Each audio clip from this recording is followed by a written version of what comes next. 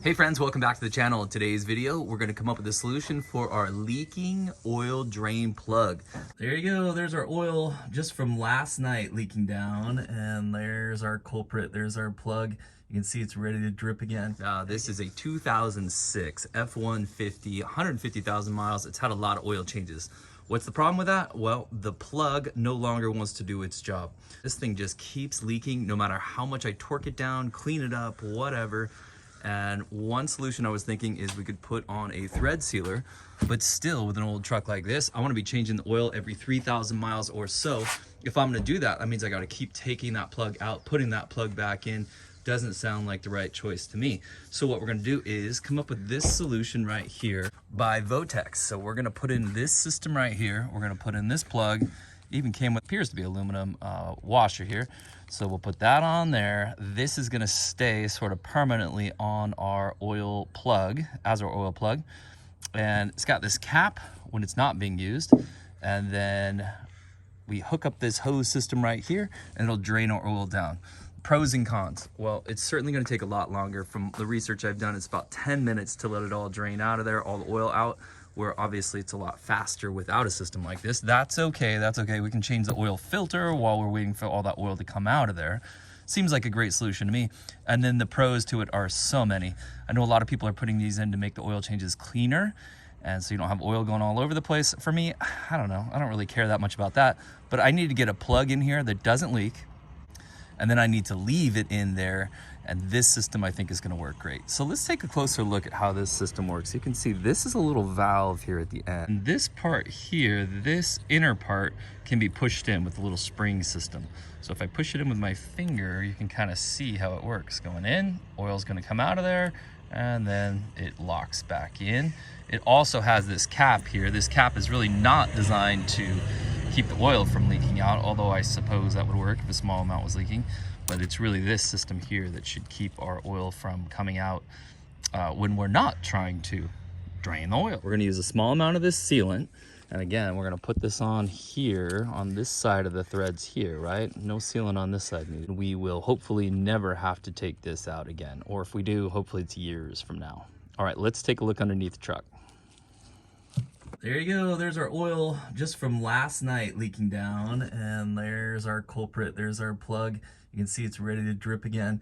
And again, this thing, it's cleaned up. It has a crush washer on it, new one, and it is cranked down way more than it should be, to be honest with you. But that is just an attempt to get it to stop leaking. So let's take that out. Let's empty the oil. Let's clean it up, and let's try out our new system. So our current plug is a 16, and I've already loosened it a tiny bit. Let's take that off. When I do it, I feel like maybe part of the reason is that maybe this was cross-threaded at some point, or I don't know, but I feel like it's awfully tight, like the threads just aren't lined up quite right. And then I also feel like there's certain times where I'm taking that where it's like too loose. It almost feels like it wiggles a little bit within those threads, if that makes any sense at all. One more turn.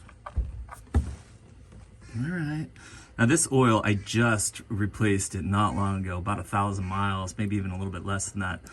But I just need to get a better system in here. So even though it's really not time for an oil change, we're gonna do one anyway.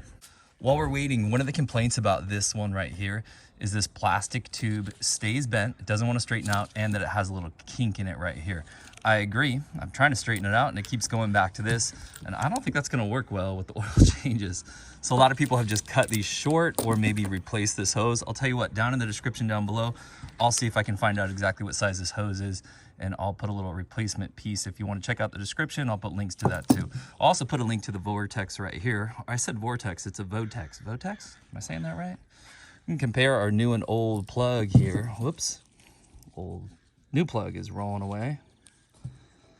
And again, I'll put a link to this, the sealant, and I'll put a link to these gloves. Okay, we're ready to put some sealant on here, and now I'm thinking about how we're gonna tighten this down. So, a couple different ways to do it. We've got our channel locks right here. Do not use that, do not use that. You're gonna end up stripping this thing out. That just seems dumb. Maybe an adjustable wrench like this one right here. I think that would probably work okay. However, I found this socket right here. This is a 7/8 and it fits it pretty darn well. That seems to be the ticket right there. And so that's what I'm gonna use with my socket. Okay, I got a nice amount of thread sealant going around those threads there. Let's clean it up and let's install this. Okay, we're hand tight, and just a reminder, make sure that you use that provided washer. And let's torque it down.